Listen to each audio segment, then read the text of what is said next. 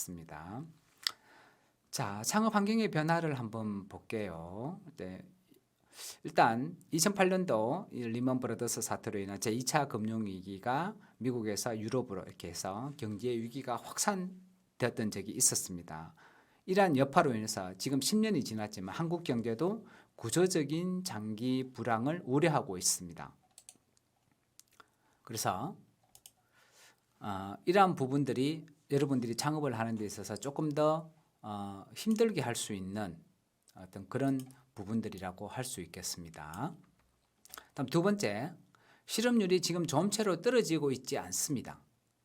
제가 앞에서 말씀드린 것처럼 실업률이 증가한다라는 얘기는 곧 소비자들의 지갑이 얇아진다라는 것을 의미를 하고, 이것은 창업 시장에 있어서 경쟁을 조금 더 심화시키는 그러한 결과를 가져온다고 할 수가 있습니다.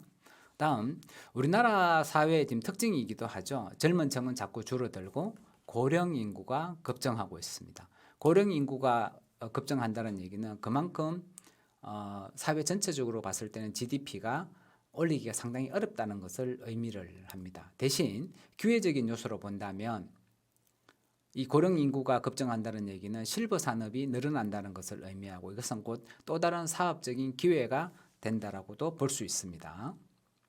그래서 이 창업이 왜 필요한가라고 본다면 현재 기업들 같은 경우에는 더 이상 옛날처럼 우리가 많은 프로테이지로 고용을 창출할 수 있는 그런 여력이 지금 많이 부족한 상태입니다.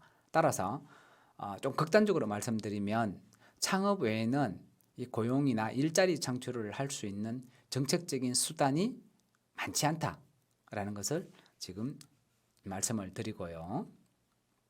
따라서 국가 경제적으로 봐서는 이 기존의 이 대기업이 이 국가 경제 성장을 이끄는 견인차의 역할을 했다면 앞으로의 세상은 아마도 이 벤처기업, 그 다음에 지금 여러분들이 하고자 하는 이 스타트업의 활성화로 연계가 되어야지만 국가의 경제 성장이 지속적으로 이루어지지 않을까 하는 생각을 가지고 있습니다. 그리고 사회적인 인식이 상당히 많이 변했습니다. 예전에는 창업하는 게 그렇게 쉬운 게 아니었죠. 그래서 내가 취업하기가 어려우니까 취업 대체로 창업을 한번 해볼까? 이것은 상당히 좀 위험한 생각입니다. 그래서 내가 취업도 할 수 있지만 그거보다는 나는 내가 좋아하는 일을 하고 싶어. 따라서 자아실현의 수단으로 사용하시는 것이 훨씬 더 낫지 않을까 하는 생각을 가지고 있습니다. 그 다음 네 번째가 우리나라가 이렇게 현재 경제가 어렵다 보니까 민간 차원에서 운동이 일어나서 창업 열풍이 분다면 좀 좋겠습니다만은 현실적으로는 민간에는 돈이 그렇게 많지는 않습니다. 따라서 정부가 주도할 수밖에 없는 창업 지원 패러다임으로 지금 흘러가고 있습니다. 그래서 이러한 과정에서 우리 예비 창업자분들께서는 정부나 지자체 또는 사회가 가지고 있는 인프라 이런 부분들에 대해서 조금 지원을 받아야 되는 그런 상황에 놓여 있고, 또 예비 창업자들 입장에서는 이러한 부분들에 대해서 잘 이용할 수 있는 좋은 의미에서 이런 정부가 지원해주는 정책을 이용할 수 있는 그런 수단을 가졌으면 좋겠다라는 것입니다. 그 다음 이 창업 환경의 변화에서 본다면 실제로 정부가 지원을 했던 기업에서 본다면 일반적인 기업들보다 이 정부가 지원한 기업에서의 고용 증가율이 훨씬 더 크다라는 것이 통계적으로 나와 있습니다. 따라서 우리 예비 창업자분들께서도 이러한 정부가 지원해주는 지원 정책을 적절히 이용했으면 하는 생각입니다. 그 다음 앞에서도 말씀드렸지만 대기업 같은 경우에는 이미 고용 창출을 대규모로 할 수 있는 여력이 별로 없습니다. 그래서 앞으로의 고용 창출 또는 일자리 창출은 결국에는 벤처기업이나 스타트업들이 담당할 수밖에 없을 것입니다. 그래서 국가가 여기에 대해서도 많은 관심을 가지고 있고, 특히 예산적으로 인해서 전년도 2019년도 대비해서 2020년도 같은 경우에는 중소벤처 창업 쪽에 관련된 예산 지원이 약 5배 정도 늘었습니다. 작년도 같은 2019년도 같은 경우는 약 7,700억 정도의 벤처 창구와 관련된 예산을 지원했다면 올해는 추경까지 포함해서 약 3조 5천억 정도로 늘어난 상태입니다. 아마 내년도 비슷하지 않을까라는 생각을 가지고 있습니다. 자, 그다음 우리 개인으로 보았을 때는 이러한 창업에 대한 마인드가 예전과 다르게 상당히 변하고 있다는 사실입니다.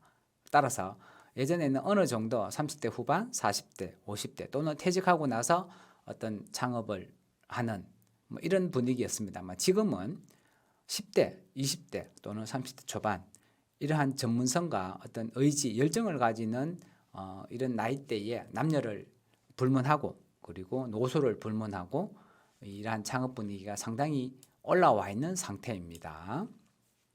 그 다음에 예전에는 창업이라는 것이 한번 실패하면 되게 힘들어 했는데 요 최근에는 이러한 경험적 창업이라 그래서 이 실패라는 것이 곧 인생의 실패는 아니죠. 이런 실패라는 것을 잘 활용을 한다면 다음 재창업에 있어서 성공을 할 수 있는 경험의 자산이 될 수 있다라는 것도 지금 학문적으로도 많이 연구가 되어 있고요. 실제로 재창업자 지원 정책이라는 것도 있고 실제로 많은 분들이 한두 번 정도의 창업 경험을 가지고 새롭게 창업 시장에 뛰어드시는 분들이 상당히 많다는 거 제가 말씀드릴 수 있습니다.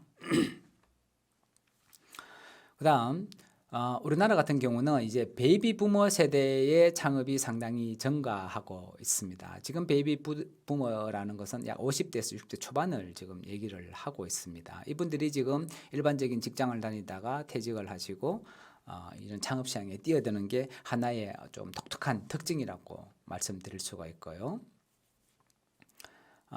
중소기업 창업 실패율도 보시면 10년 이내 약 90%라고 되어 있는데 이거는 사실 미국이나 우리나라는 거의 비슷합니다. 이 실패율 자체를 우리가 걱정하실 필요는 없고요. 그럼 이러한 실패를 우리가 경험적인 자산으로 삼으면 된다. 이렇게 긍정적으로 생각하시는 게 좋을 것 같습니다.